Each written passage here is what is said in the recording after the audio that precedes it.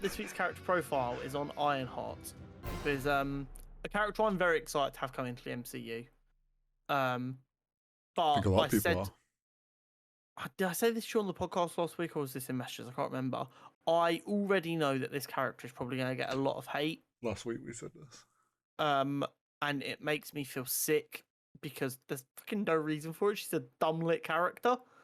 And it's another one of them situations where I'm going to have to sit here and go, if you don't like her, you are either sexist or racist.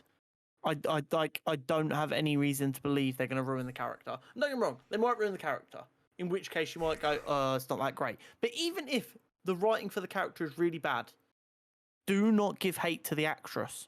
Yeah. She could only act what she's given. Don't give hate to the writers either, because they tried their best. Just voice your displeasure and go, I didn't like this characterization. And then if everyone very politely says to Marvel, can you please characterize her properly? They will fix it. They will not respond to a bunch of people going, she was trash. Because they're just going to think you're being ignorant and not listen to any valid criticisms you might have. Just like me. If you are disrespectful, I will assume you are just bigoted and have no valid points to make. That Let's being be honest, said, Marvel, even when Marvel does a bad job with a character, it's never a bad job. It's just there's levels to this game. Yeah. So, Ironheart, also known as Riri Williams. Yes. So, a lot of the character profiles in the last couple of months have been what I would call young characters who debuted in 2009, 2012.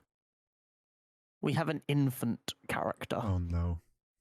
First appeared in Invincible Iron Man Volume 3, Number 7, March 2016. Oh my god, I was 21. Why? Anyway. What? So very, very new character, which means Marvel also have a lot more freedom to kind of play with her a little bit because there's not too much law tying her into one spot. Yeah.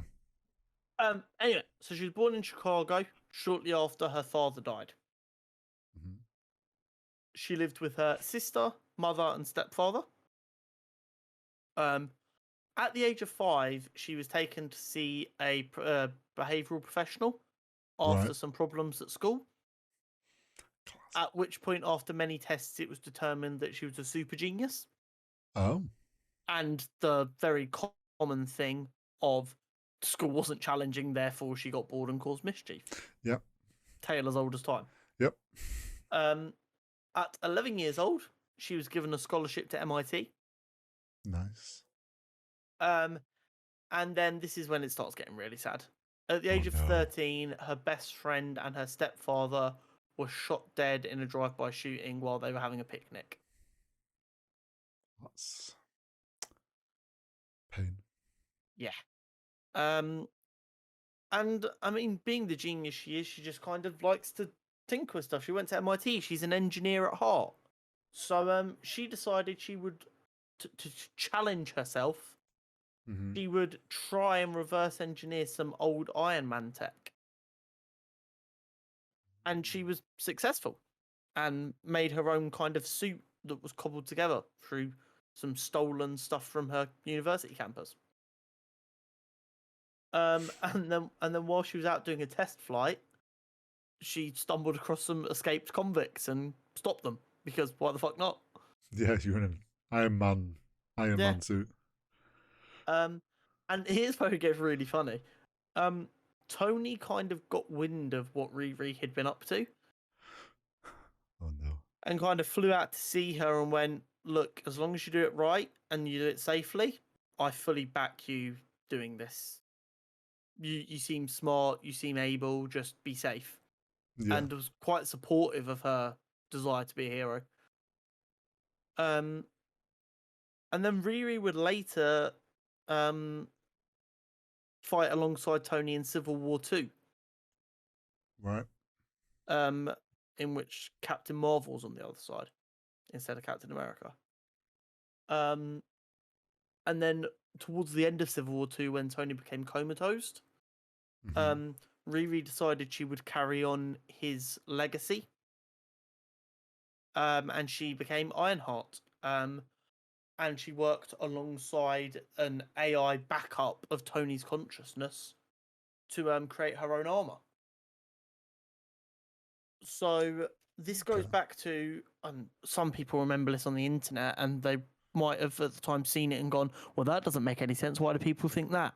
Some people think that the hologram that Tony uses at the end of Endgame, where he looks Morgan in the eye and winks at her, everyone's like, how did he know where she was sitting? That's a Tony AI. Tony's not actually dead. He's an AI pog.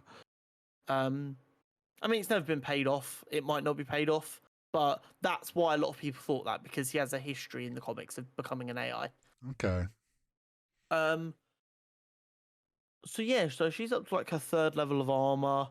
It's pretty sleek. It kind of looks a bit more like what we kind of saw in like Infinity War. Yeah. In like the kind of like the sleekness of it, not as bulky. Mm-hmm. Very quickly after becoming Ironheart, she kind of took over a lot of Tony's responsibilities in the sense of his villains became her villains. She was a true legacy character. Mm-hmm. She's incredibly intelligent. She's a very smart engineer. She's worked with people. She's worked on a team called the Champions, which was kind of just legacy characters. Right. Okay. I think Champions, as they're known in the comics, if they get seen in the MCU, will probably be just referred to as Young Avengers instead. Oh, right. Okay.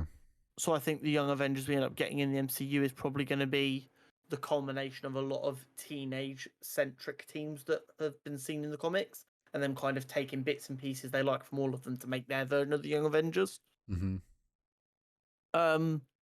But I'm curious to see how the character changes for the MCU, because obviously she's in Wakanda. Yeah. It looks like she's going to be the Shuri to Shuri's T'Challa. The Shuri. Yeah, she's going to be Shuri. It's very simple. I don't know, making it complicated. But I mean, that doesn't mean. I mean, it's clearly a slightly older actor playing her. It's not an 11-year-old. So for all we know, she's already been to MIT. She's 16, 17, and she went, "Hey yo, Wakanda's very open about all the technology they have now. I would like to come and play with your toys, please." Potentially, yeah. She might even have some Wakandan heritage. Yeah, or Wakanda might Who even have knows? recruited her. Yeah, I mean, she might just be Wakandan for all we know. Yeah, true. Also that. So like, there's options, but there's also a good base to build off of there. I would argue in the comics what they kind of did was, okay, cool. The rich billionaire, playboy, superhero, super genius is kind of played out. What if you make it a young black girl from poor part of Chicago? Yeah, complete opposite. Yeah, she hasn't come from money. She hasn't come from a good situation. She's come from a loving situation where her family supports her, and she has very natural talents. Which is good, because obviously it allows you to give a different point of view of a similar character. Yeah. But I'm very excited to see her in both Black Panther, in which I think we'll just get kind of a basic armor, where she's just kind of working out what she could do. And then by the time we get to Ironheart, we'll see her proper armor. And I'm very excited for that. I miss Iron Man-esque suit ups and Iron Man-esque suits and fight scenes. So I'm very happy to have the ability to have them back. I'm wondering, like, because you were saying how in the comic she reverse engineered one of the Iron Man suits and tech. I wonder if, like, us seeing in the Black Panther trailer when she was cutting out, like I said last week, though it could be like more like a Iron Man 1 in the cave armor. Maybe that's her reverse engineering. Yeah, quite and possibly. Then after that, she sleeks it up. But yeah, so very, very cool character. Very excited to see what we get. Yeah, it's gonna be good. You know what, Harry? I think this episode should just be called Who, What, When. Who, what, when? Because we've done our who, and now we've got a number of what's to get through. And then when is our predictions. There we go. I made it work.